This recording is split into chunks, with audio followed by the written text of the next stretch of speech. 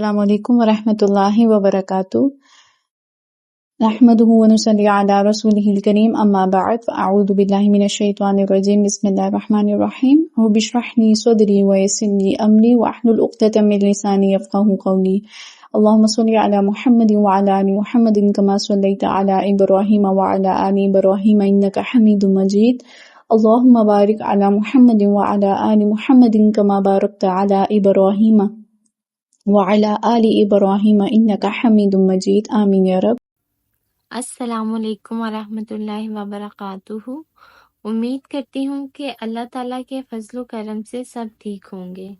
تو ہم نے اپنی آخری ویڈیو میں تکبر کے بارے میں بات کی تھی، جو کہ ابلیس اور شیطان سے ریلیٹڈ تھی۔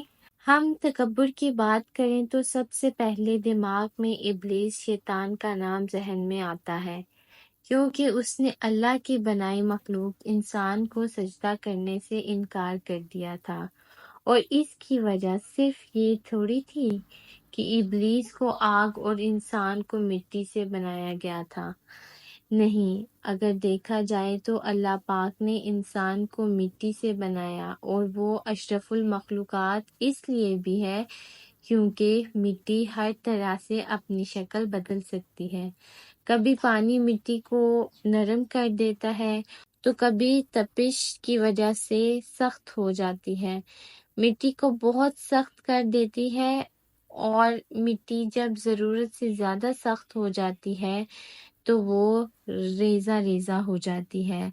اب انسان جب دکھی ہوتا ہے تو اس کی آنکھوں سے آنسو آتے ہیں، اور آنسو ہمیں نرم کر دیتے ہیں، اور جب وہ آنسو اللہ تعالیٰ کے لیے بہائے جائیں تو وہ انسان بہترین ہو جاتا ہے۔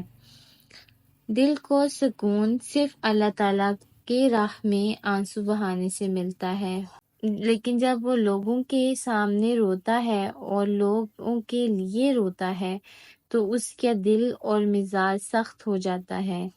آہستہ آہستہ شیطان اسے بہت برا انسان بنا دیتا ہے، لیکن اللہ پاک نے انسان کو جتنے عرصے زندگی دی ہے اتنی دیر اسے معاف کرنے کا وعدہ بھی کیا ہے۔ اللہ پاک تو 70 ماؤں جتنا پیار کرتے ہیں۔ ایک ماں کا پیار کا اندازہ لگانا ہمارے لیے بہت مشکل ہے، تو کیا ہم 70 ماؤں کی محبت کا اندازہ لگا سکتے ہیں؟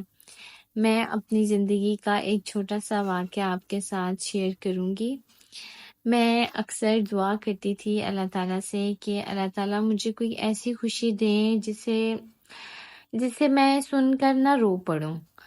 مجھے کبھی ایسی خوشی نہیں ملی کہ جسے سن کر میں رو پڑوں۔ تو پھر میرے دل میں اللہ تعالیٰ نے بات ڈال دی کہ کیا میں تمہارا رب نہیں ہوں؟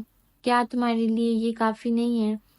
تو یقین کریں میں اکثر اس بات کو لے کرنا کہ اللہ تعالیٰ آپ میرے رب ہیں، آپ اتنے عظیم ہیں، آپ نے مجھے اتنی نعمتیں دی ہیں، میں اتنی گناہ گار بندی ہوں آپ کی، میں اتنی نافرمانیاں کرتی ہوں، اس کے باوجود بھی آپ مجھے اتنا کچھ عطا فرماتے ہیں۔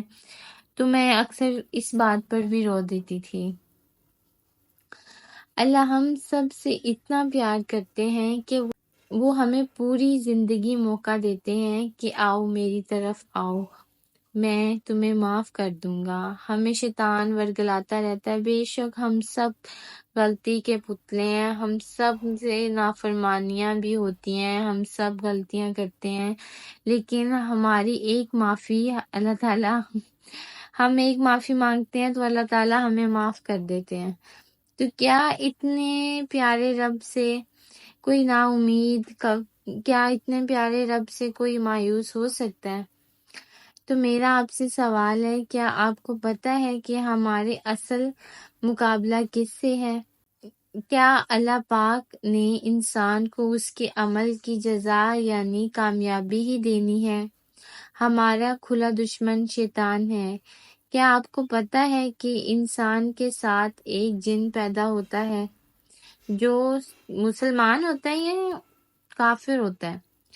ان سب کے جواب کے منتظر میں کمنٹ باکس میں رہوں گی، کیونکہ میرے موبائل میں کچھ ایشوز ہیں جس کی وجہ سے میں آپ سے رابطہ نہیں کر سکتی فی الحال، لیکن انشاءاللہ آپ دعا کیجیے گا میرا موبائل ٹھیک ہو جائے اور پھر میں آپ سے ضرور رابطہ کروں گی۔